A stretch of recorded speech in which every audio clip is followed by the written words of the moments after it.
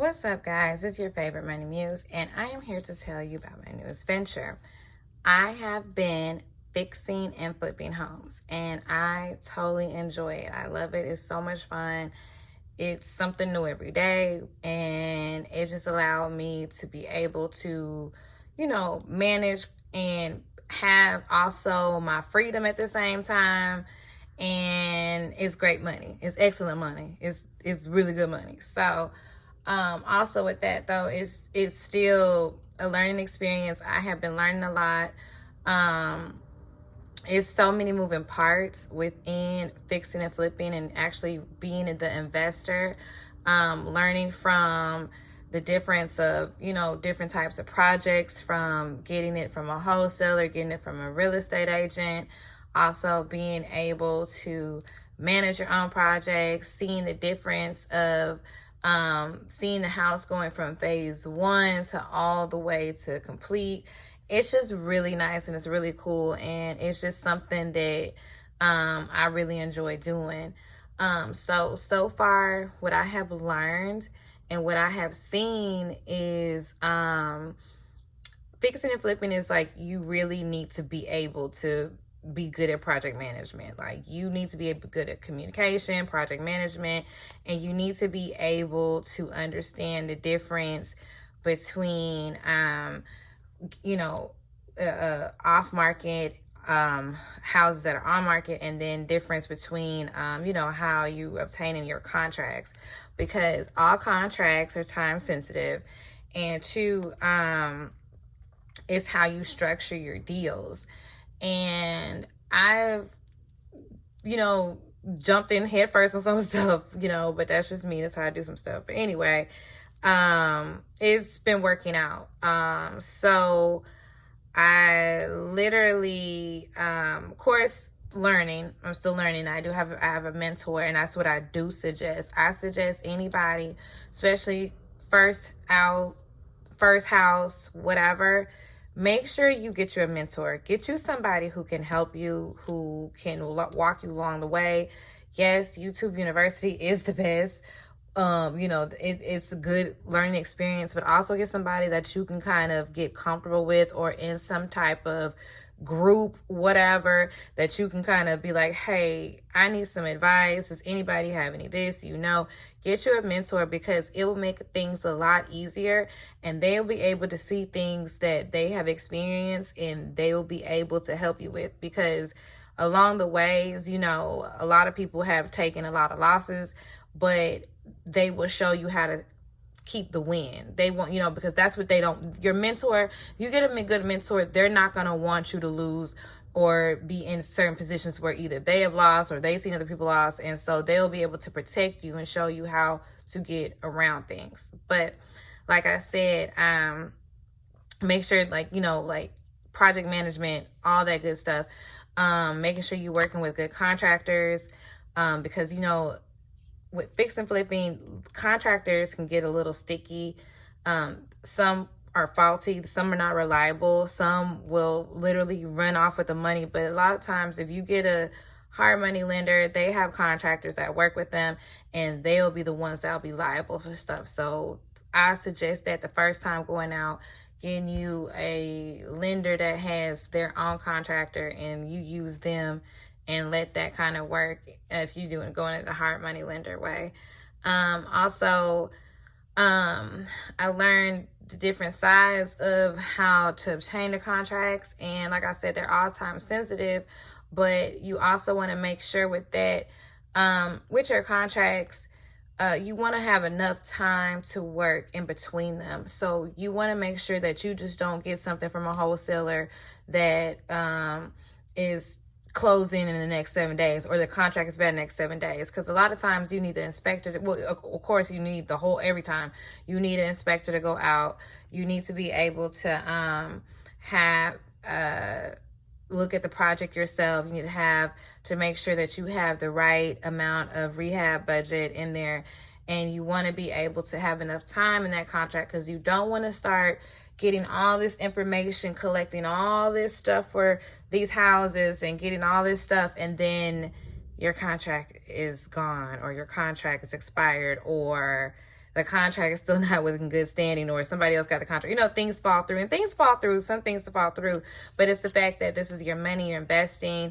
It does cost for these inspections. It does cost for you to take your time out and go out and look. So you want to be able to make sure that whatever contract, sorry guys, I keep looking at this chocolate that I'm going to eat when I get done, but whatever contract that you are obtaining, that you give yourself a workable amount of time. I know I can push a contract within 7 days. I've done it. I've done a contract within a week. Like, I've been able to boom, boom, boom, boom.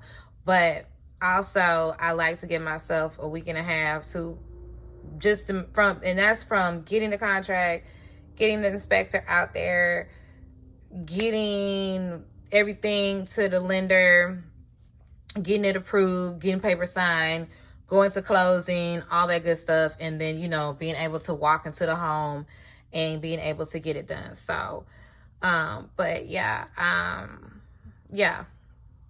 you want to give yourself some time with that. So that's one thing I've learned, though. Just give yourself at least a week and a half, too, to get everything done with those contracts, and make sure that you have the right amount of time and the right dates and the right signatures and the right people on there. No, whoa, hell no. So yeah, make sure you get it right. Make sure you have all them contracts right. The other thing I have learned so far with this is make sure you have up-to-date photos, guys. When I say that's so important, especially like, because that's like because the first 3 things you need is your contract, your photos, and your scope of work. And I'm going down all 3. But you need to make sure that you have your updated photos.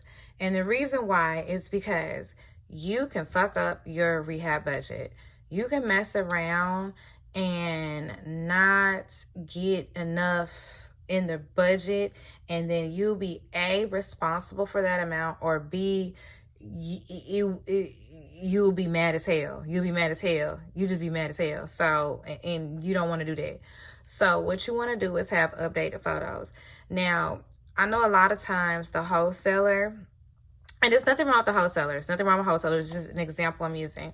But I know sometimes the wholesalers will come and they will have to get the photos off of Zillow. And it'll probably be like 1 or 2. If you get really good, like if you get lucky on a house, sometimes you'll probably get like, 15 photos.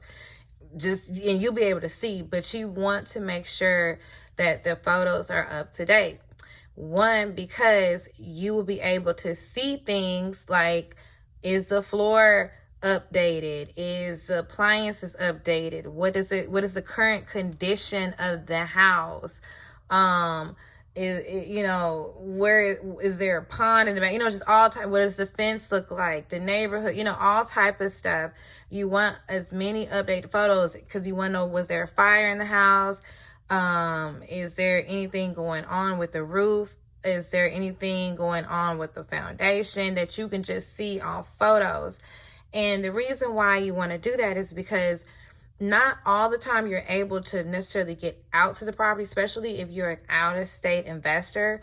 But if you're able to get to the property and you get these photos, you can kind of compare and look at things, because either way it goes, you're going to have to send an inspector out there. Somebody's going to inspect some shit, okay? They're going to be looking, and they're going to be making sure these photos look like this shit. If not, they're going to be like, well, this don't look like that and that don't look like this. So then you're going to have a totally different amount on your scope, and that's not, you want to stay as close as possible with your scopes, with who you are actually getting the money from and lending from and getting inspections from, because that's going to keep everything on track. It's going to keep everything smooth, and it's going to allow you to be able to run the deals smoothly through and get everything accomplished. And that was one mistake I did make. I jumped into one of the houses that I did not get update photos, and I looked at, and it was trash, but it's working out. Don't worry about it. It's working out because I've been able to maneuver some stuff, and it's been working out. It's been working out, so I'm really happy about it. So God has worked in my favor. But That is something that you do not want to do. You want to, so if, especially if you're an out-of-state investor. Now, if you're in-state, make sure that you are able to get to that property. If you're able to, if you're in the in-state, in-city, all that, get to that property, look at that property, put on your boots, don't go in there with your ladies, and this is for my ladies, don't go in there with your high heels, and like, because I know it's so fun to go house shopping. I love house shopping. It's my favorite thing to do. But when you're house shopping like you're going to the trenches, because you need to put your boots on and it's just some regular clothes, because not a lot of these houses that you're rehabbing, you don't know what you're walking into. Make sure you always go with somebody too, and people know where you're located. But that's just safety. But yeah, even with gentlemen, same thing. But you want to make sure you go see the house, because it will allow you to get a better feel. It'll allow you to see if that's going to be part of your portfolio. It's going to allow you to see if that's something you want to take on, because these are projects you're taking on.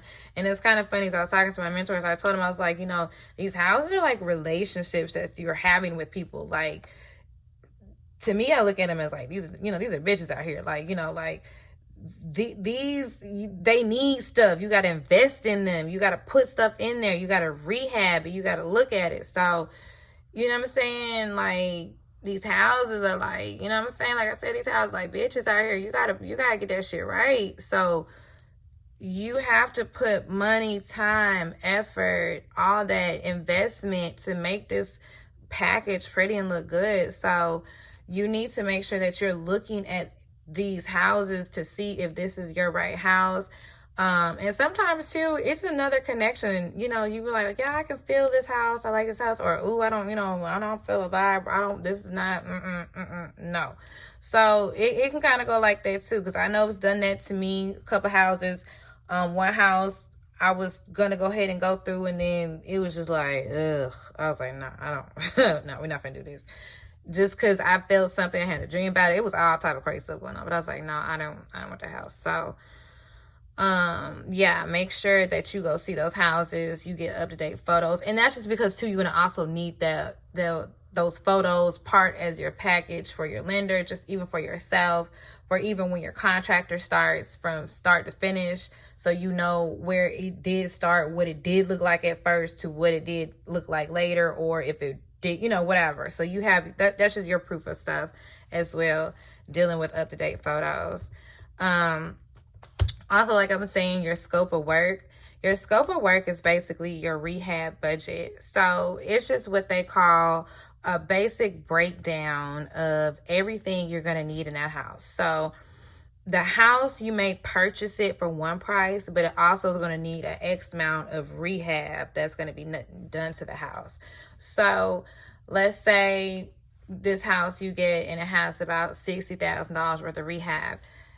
You're not saying you got to break it down to the 0.12 cent and point whatever, but you need to break it down to the point to where you're saying the bathroom, it's got 2 bathrooms. How much are your toilets? Are you putting new toilets in the house?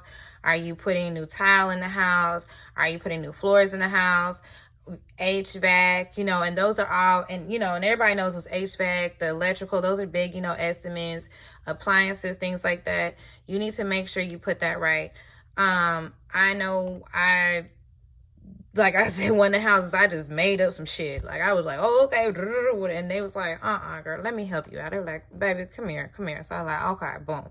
And they showed me what it was, but it was because I didn't know. And I was like, trying to just get this going. I was like, okay, whatever. But, it worked out. But make sure you put what's right, because too, if they was some assholes, they would have been like, oh, okay, yeah, and then ended up paying $30,000 extra or whatever for the house, and I wouldn't have been cool at all either. But no, and I hate to say it, but they on your team and they're not at the same time hard money lenders, so you got to kind of watch that. Not saying like you put all your trust in it. I'm just saying that.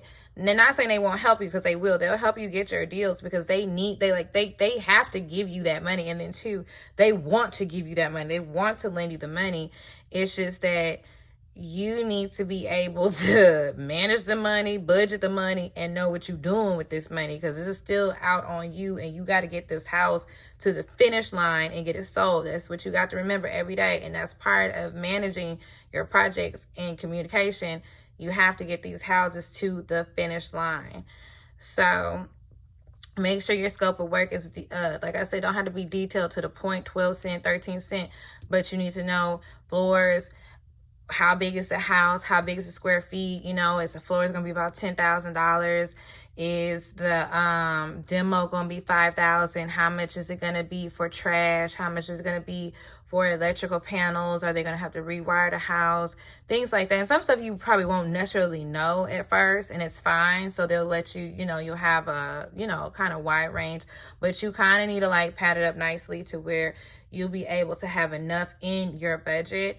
And then that way, if you need to squeeze from over here, or if you need to move around over there, or if you have extra, you can, you know, put new, even more upgrade finishes, things like that. So it's nice to have it. And you have to keep up with your budget too with your contractor, because 9 times out of, not saying 9 times out of 10, nothing's bad with the contractor. I'm just saying that you need to make sure that you guys are still, you know, everything is saying, I say micromanage and be like, oh, you know, you told me it's $1 over here. No, not like that. No, it's just, okay, well, it's $300 for the new wall. It was $300 for the new ducts. It was $300 for whatever. You know what I'm saying?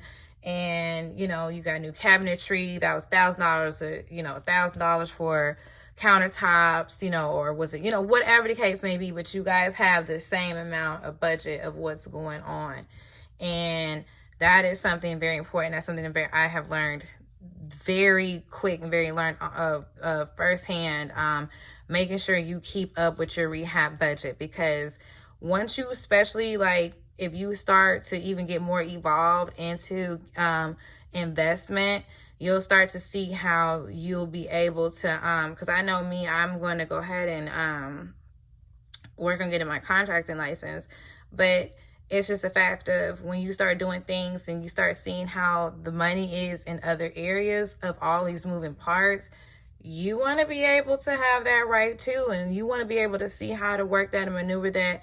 And because each part, especially contracting, and I'm telling you, like ladies, and even to the ladies, like contracting is very good, because to be honest with you, just FYI, just for those who don't know, but for ladies, like literally, 2022, like it was what, 7.7 million people employed in contracting, and 14% of that was females. And then that's in construction.